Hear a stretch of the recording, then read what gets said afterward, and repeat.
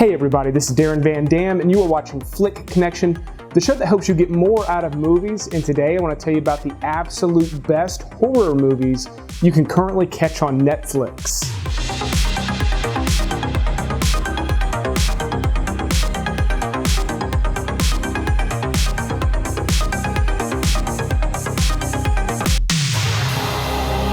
So this is it. This is the last horror movie list I'm doing for the Halloween season of 2020. If you want to watch any of my previous lists, they're from Hulu, Tubi, Amazon Prime. You can check those out in the description below. But this list is going to focus on the absolute best horror movies that Netflix has to offer this season. This video is sponsored by CyberGhost VPN, and later in the video I'll tell you how you can unlock more Netflix movies using your current subscription. But let's go ahead and start all the way back at number 20 with a lesser known movie that is still good enough to make the list called Don't Knock Twice. Now this stars Katie Sackhoff, who is most famous for her role as Starbuck in Battlestar Galactica, but she's in a couple of horror movies including Oculus, and she does a great job here. Here she is an artist who is haunted by something. Now, this is one of the ones on the list that's a little bit more by the book. It sort of is going to feel like something you've watched before. Nothing overly special about it, but I did think it was pretty well done, and considering it is fairly unknown and basically a hidden gem, I felt it fit perfectly all the way at the back of the list. But as we proceed with the list, there will be some more unconventional ones, as well as some classics and some more interesting horror movies. In fact, my number 19 pick is one of the more interesting ones on the list for me. It's called We Summon the Darkness, and what's interesting about this is it's just a shitty B movie, but the creators nailed it. They nailed the flavor of those crappy movies, and not just by accident. Much of what is done in this movie is done on purpose. There's a little bit of a wink and a nod at the camera a couple of times. Very, very subtle in that respect, but I can tell that the filmmakers made what they set out to do. And even though the things that people are doing in this movie and the decisions that they're making are pretty stupid, and even though the things people are doing, the decisions they're making, and even the reasonings behind those decisions is all pretty stupid, the cast delivers some really fun, engaging performances, and I dug the whole thing. While I wasn't expecting much from this movie, I got about what I expected, except they just nailed it, which is very rarely the case. So in no way am I saying that this is an amazing horror movie, but if you want to watch kind of a crappy one that's a little silly and kind of fun to watch, this is a fantastic pick. Then we jump to my number 18 pick, which is a much more serious movie. It's called What Keeps You Alive. This was only recently added to Netflix, and it's about a lesbian couple who are on a retreat in a cabin, and things get out of hand, for lack of a better word. And the thing with this one is things get out of hand very quickly, and they continue to remain out of hand for the rest of the movie. This one's wild, it's bloody, it is fairly violent, and it can be terrifying. But the thing that makes this interesting is it is your typical survival horror. It's someone running through the woods, being chased for most of the movie. There are a handful of really fantastic movies done in this vein. This one, because it features a lesbian couple, you've got a female villain and victim, and it's a little bit of a different dynamic, and I found that to at least be worth mentioning. Now, while there is a Bruce Campbell movie way close to the top of this list, my next pick will really appeal to Bruce Campbell fans. Henry Rollins stars in He Never Died. This one has a lot in common with some of those old Bruce Campbell movies. Henry Rollins' character, while not quite the same, has some elements, and I think there was definitely some influence there. But here, he plays this guy who basically can't die, and he is a total badass. I'm not going to go into too many more details because it's going to kind of spoil it, but this one too is bloody, it's gross, but it does have a good sense of humor. While I wouldn't really classify it as a horror comedy, it's not even quite a horror movie, to be honest. It does have a really kind of fun vibe to it, while also dealing with some pretty heavy subject matter. Now, my next pick is easily the most fun movie on this list, and it's the funniest. It's one of the best horror comedies to have come out this century, in my opinion, and that is Tucker and Dale vs. Evil. I have loved this one for years. I think this is a horror movie lover's dream. Now, some horror fans really hate the fact that there are horror comedies, but Tucker and Dale vs. Evil is a prime example of how to do it right because it references classic horror stuff all throughout, and it does a great job of sort of setting things up so they look one way and then changing them, not just to be clever, but they're doing it for a laugh too, and it delivers. I find this movie to be hilarious. I find all the performances, even the ones from the victims who don't last very long, to be really good and engaging. And this is just a fantastic Halloween watch. If you've never watched it and you want to laugh, but you want to be kind of in the Halloween spirit, put this one on your queue, save it for one of those nights when you're in that mood, but it's gonna be perfect for that. My next pick is a fantastic hidden gem on Netflix that's got some really great sort of Twilight Zone vibes. It's called Sweetheart, and it is about a young woman who is marooned on a tropical island, but then starts to suspect that something is living on the island with her that may or may not want to eat her. This one sort of unfolds slowly and it seems like kind of a one-note thing, and then it sort of blossoms and there's a lot more sort of going on under the surface. It is a fairly small story because it is about this one girl marooned, so it's not a big sweeping epic with tons of special effects or anything like that, but it does deliver. It's very, very well directed, and it's been one of my favorite little more hidden gem ones to have come to Netflix in the past year.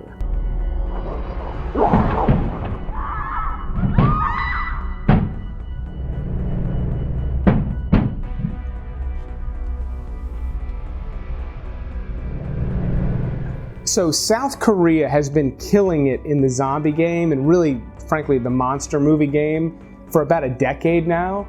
And #Alive is a new Netflix original movie from South Korea that is one of the better zombie movies I've seen in recent years.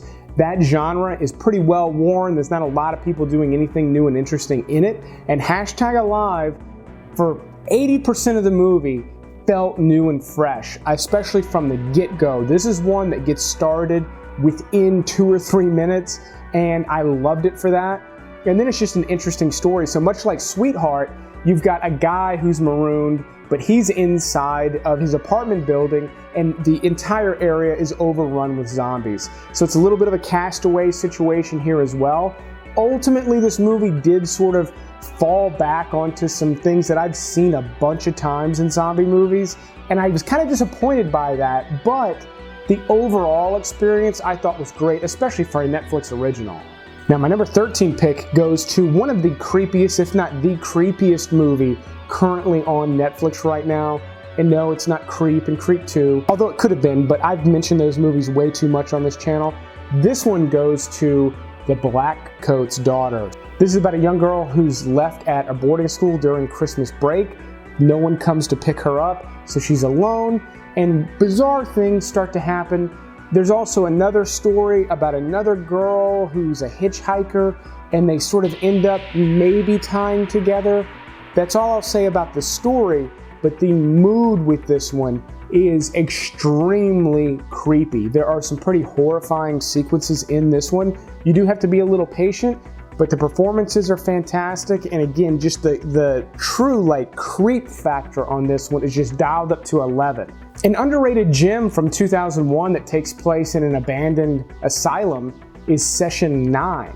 Now, this has a recognizable cast, some good sort of TV actors and character actors, but it's about a group of guys that are cleaning out asbestos and other harmful chemicals from this old hospital or asylum. And very bizarre things start happening. The different guys are sort of having different experiences as they're alone in the different parts of this asylum. What makes this one so interesting is it is sort of this hidden gem thing that a lot of people don't know about. And it's small in scale. There's no big names in it, no big special effects. Yet it's really effective at being creepy, and it's got sort of a good delivery in terms of this.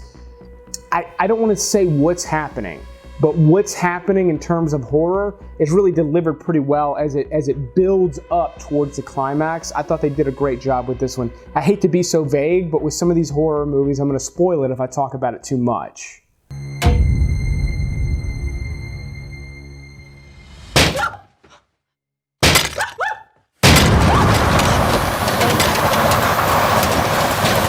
And And then we will wrap up my bottom 10 with the only alien-based horror movie on the list, Dark Skies. This was also just recently added to Netflix within the last couple of months, and it's way better than I think people remember. This had a decent showing when it came out in theaters almost 10 years ago, but it has been forgotten. It has not really maintained any sort of like fan base, which I get because it is a little bit by the book, yet it's different enough to make it stand out and to make it deserve to almost get into the top 10 of this list. Now, if you are in a different country and you do not have access to all 20 of the movies I'm talking about here, or you're in the US, you've seen all of these and you want to see what else you could maybe watch with Netflix, using the right kind of VPN can let you access more movies from other countries with your existing Netflix subscription. CyberGhost VPN, like all VPNs, keeps your web browsing secure so nobody can see it. That includes corporations,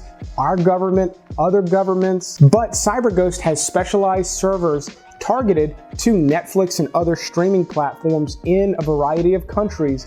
Just by simply switching between the servers on your app or whatever device you're watching movies on, you can have access to an entirely new Netflix library and you can switch it right back. Signing up for CyberGhost is super easy when you use the link in the description. They have a fantastic 45-day money-back guarantee, so it's virtually no risk, and they have great 24/7 customer support, so if you need any assistance setting it up on any particular devices, they will be there to help you. Speaking of devices, you can use it simultaneously on up to 7 different devices, and it's all the different types of devices you're already used to using. So check out the link in the description, and you can pay as little as $2.75 a month. That's less than $3, less than the cost of one movie rental to unlock a whole new Netflix library in multiple countries. It really is a fantastic deal and just a fantastic way to access more movies without paying an arm and a leg.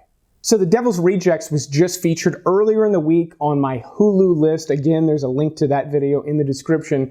But the prequel to The Devil's Rejects is The House of a Thousand Corpses. It's right here on Netflix. Now, this is essentially an homage to the Texas Chainsaw Massacre and movies like it. Rob Zombie wrote and directed, and if you don't know, he's a famous rock star, kind of an Ozzy Osbourne type rock star. And he is just a major horror movie buff. He did some Halloween remakes, a bunch of movies, but his first was House of a Thousand Corpses, and it happens to be a fan favorite amongst his fans because it is so bizarre and interesting. Now, this one is extremely dark. It's the darkest one on the list.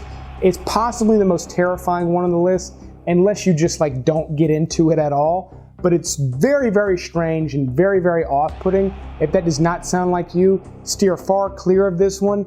Odds are most people who this is gonna appeal to have already seen it and already love it. My favorite Netflix original horror movie is The Ritual. Now, if you're from Europe, I know this came out in theaters over there, but here in the US, it's labeled as a Netflix original. And it's a beautiful movie, number one. It's shot really well. It does take a while getting into it, but I found the time spent with the group of guys who were on this hike was fine. I wasn't really bored. But once weird things start happening, you get this gradual buildup towards, for lack of a better word, chaos. The things really get wild with this one the longer you stay with it.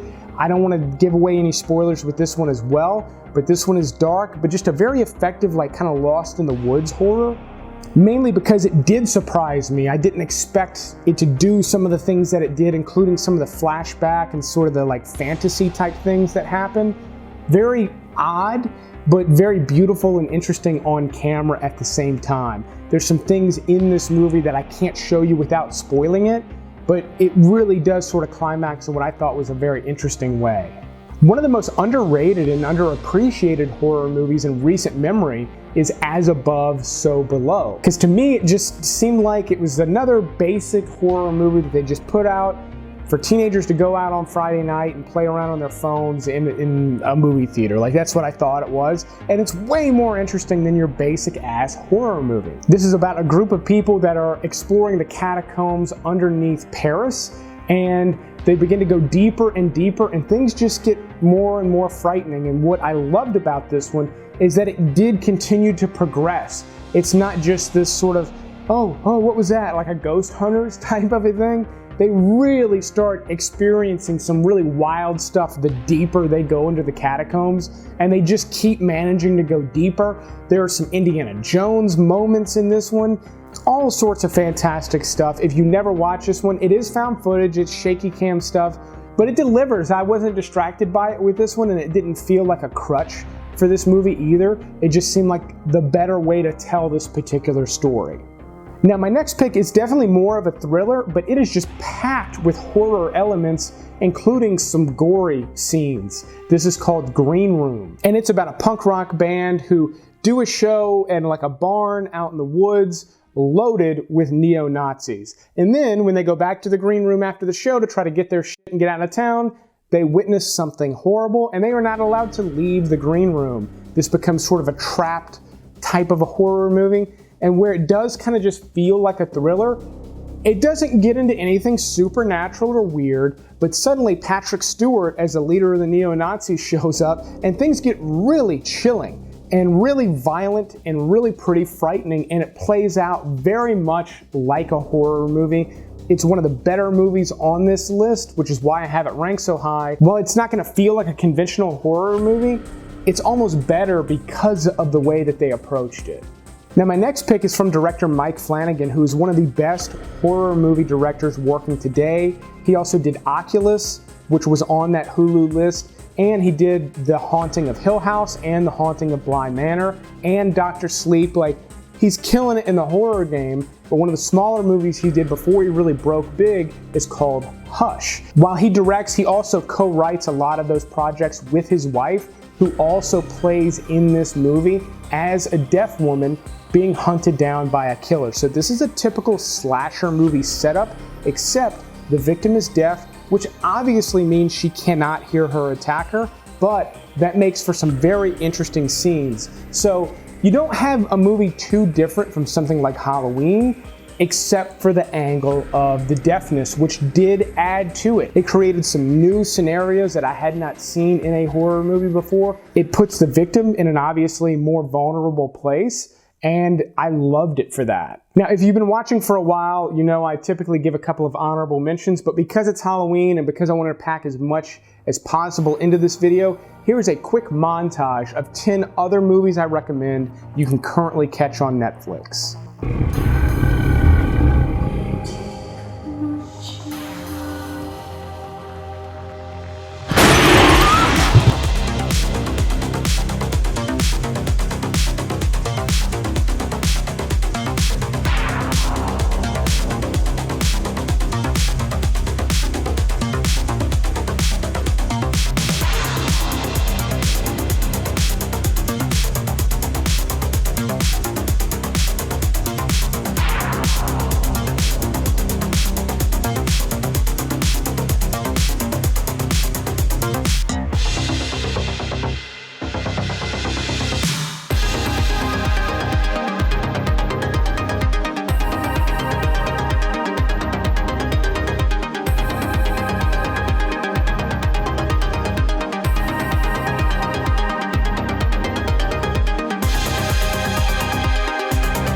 Now, my number 5 pick is one of the better hidden gems of any genre on Netflix right now. It's The Autopsy of Jane Doe. Now, this has been on Netflix for about a year and a half, so it was on my list last year. But this is about a father and son, played by Brian Cox and Emile Hirsch, two fantastic actors. I love both of the way these guys work.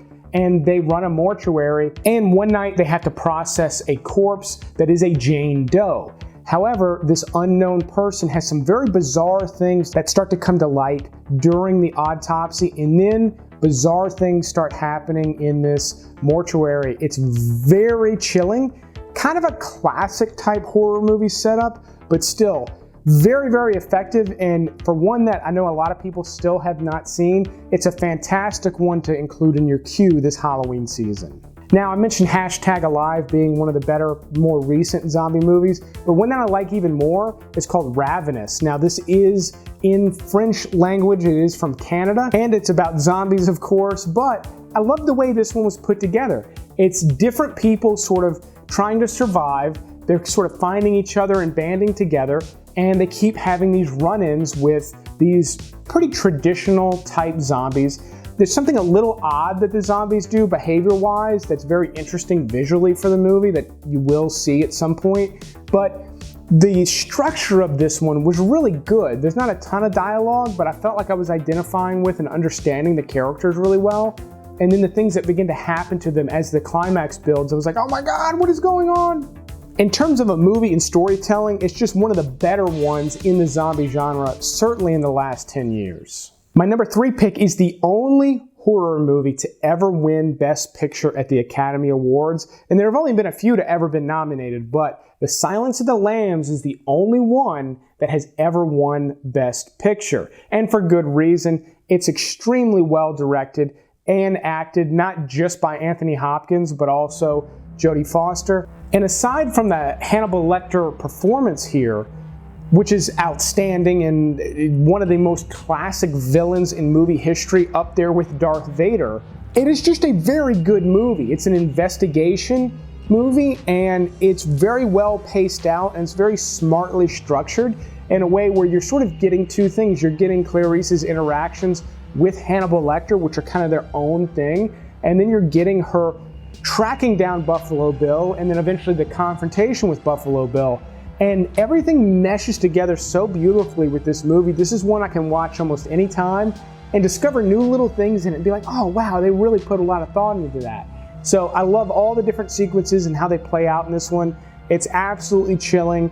Hopefully 99% of you have seen it. If you've not, you definitely should. And if it's been a while since you've seen it, trust me, this will make a better pick for Halloween this year than you probably remember. Okay, now we're into the top 2, and my number 2 pick is one of my favorite horror movies of all time, surpassed only by the sequel, which is on that Hulu list I keep mentioning, but my number 2 pick here on Netflix is The Evil Dead. Now, this was directed by Sam Raimi as his first movie. It's got a fantastic backstory where, he just raised $1 million from dentists and lawyers and made this movie basically on his own. Obviously, he had some great people working for him, but completely independently did this super special effects heavy horror flick. Now, are all of the effects fantastic? No, but they're all effective, and they invented a lot of things along the way with this movie that got used not just in the sequel and improved upon in the sequel, but that are still used in movies today. This is a highly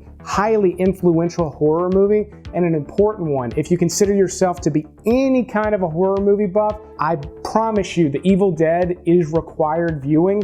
I cannot stress it enough. I did do a live watch with it. I'll put a link in the description to that as well. With that, you're just able to cue my commentary up with the movie on your screen with Netflix. There's a little trick you do at the beginning that I explained.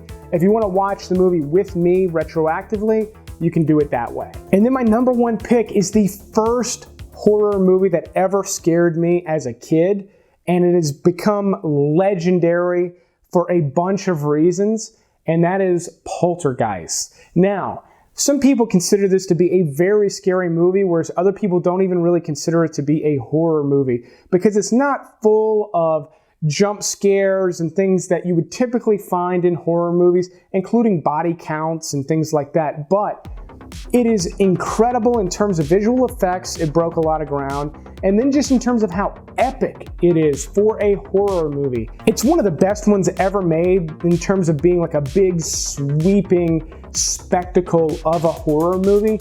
Sure, there are others, but Poltergeist really stands out in that regard as being sort of this big, massive budget movie, which doesn't necessarily make a movie better, but in the case of Poltergeist, all the money's on the screen, meaning they put all that extra money to good use and really made a fantastic product at the end that holds up today, and it still looks fantastic today. It doesn't look nearly as dated as it is, not nearly.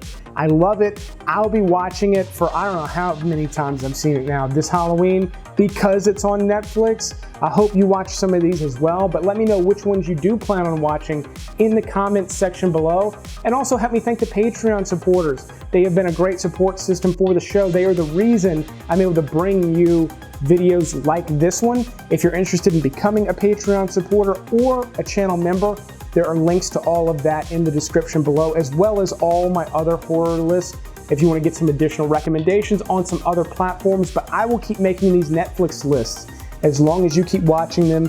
Thanks for watching this horror episode, and you will see me on the next one.